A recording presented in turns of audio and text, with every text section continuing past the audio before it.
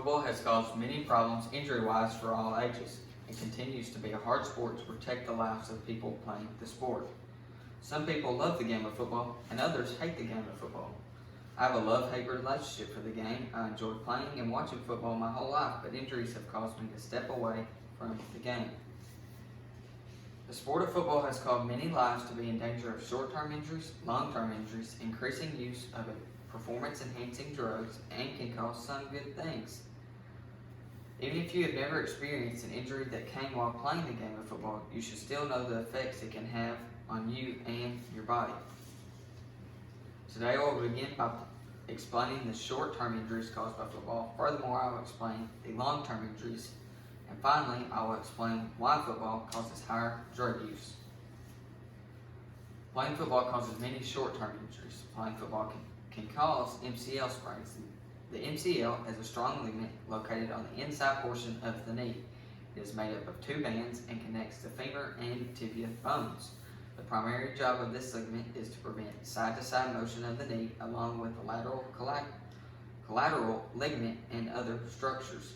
This is the most common knee injury in football players at the high school, collegiate, and professional level, typically in offensive and defensive linemen.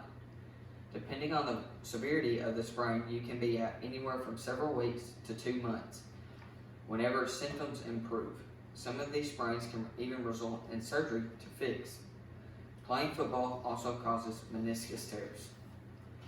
The meniscus is a crescent-shaped piece of cartilage located between the tibia and femur bones. There are two crescents, one on the inside and one on the outside parts of the joint. These are common injuries in the general population and are very common in football players. These injuries typically occur when a knee is flexed and twisted, which puts the greatest amount of stress on the meniscus. Treatment is based on symptoms, but often includes surgeries. Following surgery, players can gradually return to play when symptoms improve, usually after 3 to 4 weeks. Lastly, playing football causes ACL tears. The ACL is the most important structure preventing the tibia bone from moving too far forward of the femur bone. ACL tears are the most common major knee injury to occur in football. These ruptures are the result of both contact and non-contact injuries. Running back and linebackers are at the highest risk positions. When a player tears their ACL, they are more likely out for the season. That's because ACL tears are usually reconstructed with surgery, and the rehab for these surgeries is lengthy. Returning to play takes anywhere from 6 to 9 months, sometimes up to a full year. Now that I have explained the short-term injuries as a result of playing football, I will tell you the long-term effects. Playing the sport of football results in long-term effects on the body and the brain. A long-term effect of playing football also are concussions. Concussions occur when a collision causes the brain to hit the inside of the skull. The greater the force of the impact, the more severe the concussion. Symptoms can include disorientation, memory problems, headaches, fogginess, and loss of consciousness. After suffering from one concussion, a person is much more likely to suffer from a second one after another injury. The CDC reports that having more than one concussion can cause depression, anxiety, aggression, personality changes, and increased risk at Alzheimer's, Parkinson's, CTE, and other brain disorders. For the time period of 2012 to 2019, the injury data shows that an average of 242 NFL players per year sustained concussions. Another long-term effect of playing football is CTE. CTE is a brain disorder that is caused by repeated head injuries. These brain changes progress and worsen over time and may not be noticed for months, years, or decades after the last brain injury. One famous example of CTE is former NFL star Aaron Hernandez. Hernandez committed suicide in prison where he was serving time for murder. The autopsy results revealed that he has a severe case of CTE, the worst case ever reported on such a young man.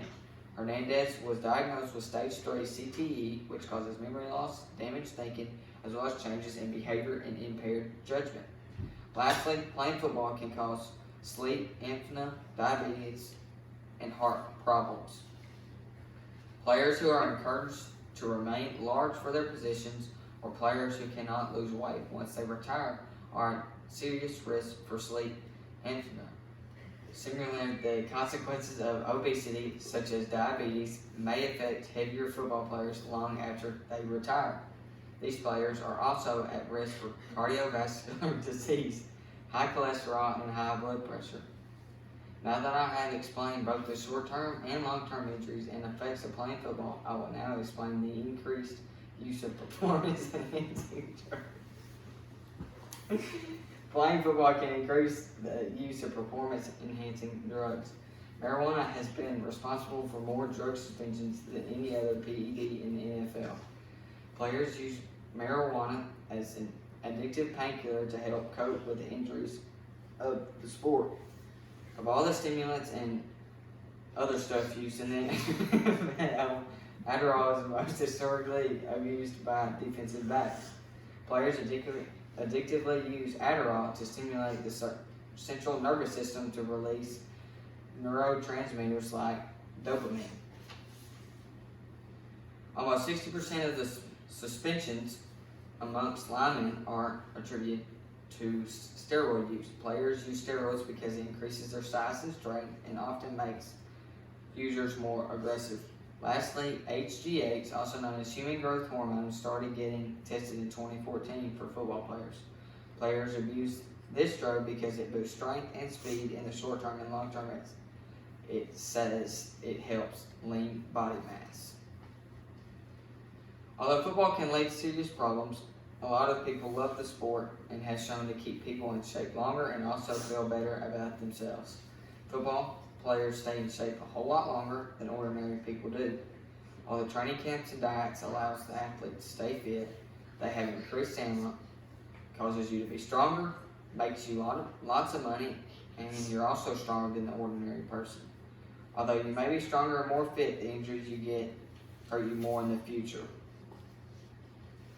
Playing football causes short-term injuries. Playing the sport of football results in long-term effects of the body and brain. Football can cause you to have depression. It would really be great to see more people study the game of football and be able to provide ideas to make the sport less dangerous. When people play the game of football or watch it, we don't want them injured or hurt, so let's do something to decrease injuries.